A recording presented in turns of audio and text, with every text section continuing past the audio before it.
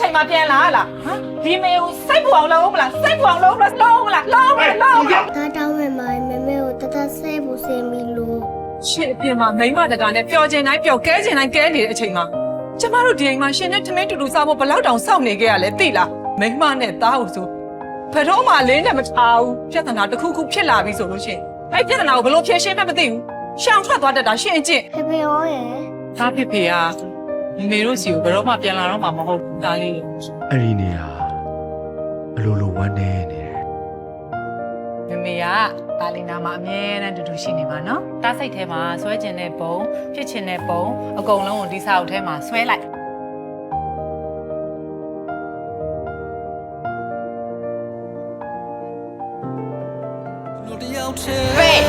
ပုံမြင်တွေလည်းမရှိ